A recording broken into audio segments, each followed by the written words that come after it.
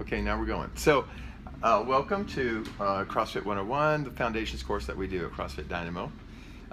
Off screen, you can't see it, but Ashney is here with us and Arpan is here with us.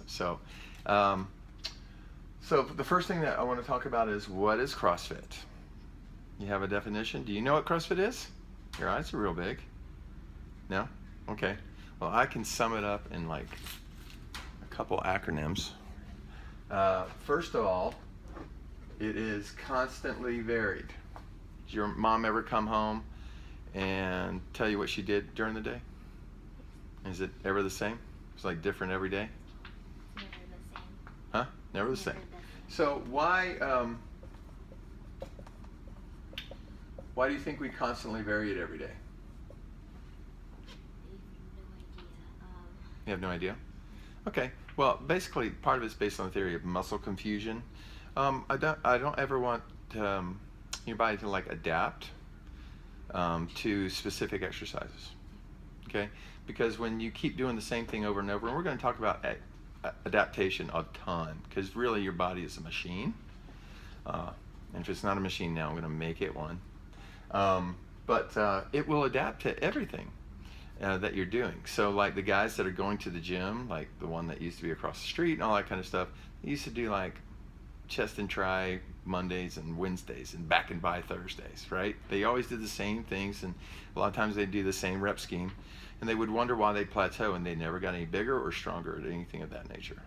And that's because they kept doing the same thing over and over, and the body got used to it, so it didn't break down as much, and it just kind of maintained itself because it could handle the weight.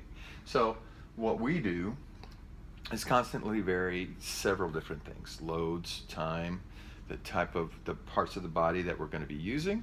One, because if you keep using the same system every day, you're going to wear it out and you can risk injury. And the other, it's just more fun this way, right? Okay, so CrossFit, first off, is constantly varied. And then once you get consistent technique down, and we're going to be talking about technique a lot, we want you to do it at high intensity.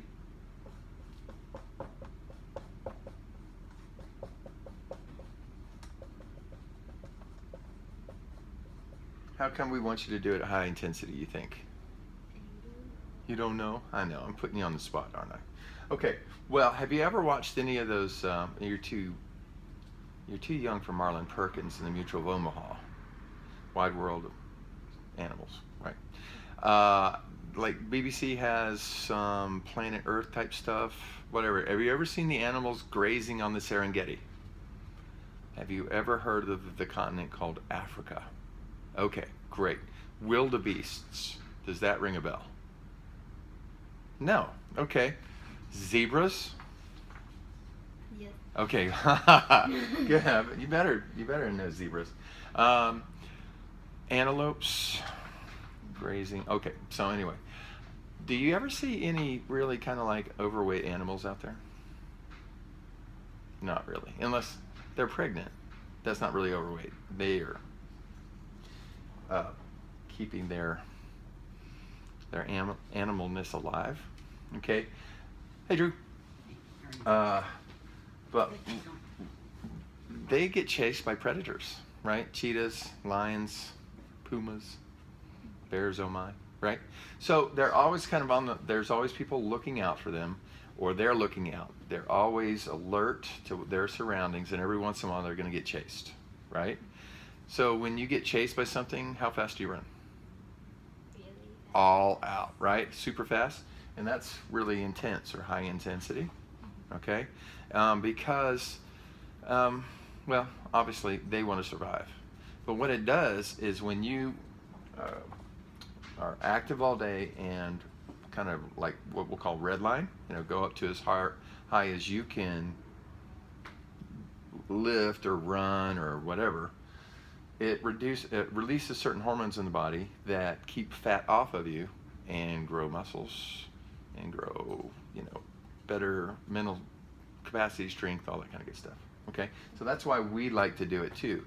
We're not chased every day in the real world anyway, right? We're civilized, so we sit behind desks and we drive in cars, and we don't get to move around and graze like they do all day long to find their food. So we come in here to mimic what it's like to be on the Serengeti for about an hour. Does that make sense?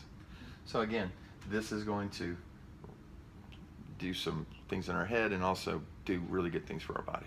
Cool.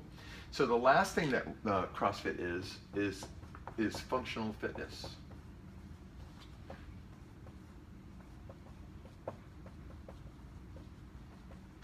So nobody ever knows this one. Do you have any idea what functional fitness means? No. Okay. Have you ever been to a regular like Globo gym where they have all the equipment? Never, right?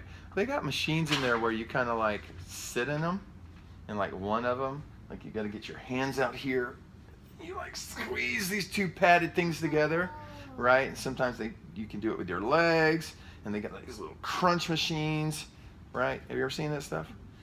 Can you ever remember a day in your short life where you've ever had to do this a lot? Just like ever, right? But have you ever had to like lift something up and put it on a shelf like where your mom and dad work? Yeah. Okay. So that is something that you'd be called functional, right? Right, because you have to function to live to do that. So when we do a clean and jerk or a snatch, or we lift something heavy off the ground, these are all functional movements, right? And they directly pertain to us being better at life outside of the gym. Does that make sense? So everything we do is going to be compounded. Like when you go to a gym and you use equipment and you just use your abs or you just squeeze your pecs, everything else kind of doesn't need to be turned on. It gets turned off. You only do that one thing in an isolated fashion. Here, everything's always going to be kind of like a complex movement. Cool? So that your brain has to like coordinate a bunch of other stuff for it to work. Make sense?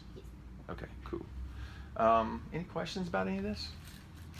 So generally what we're talking about doing here is getting you to move heavy objects long distances in short periods of time.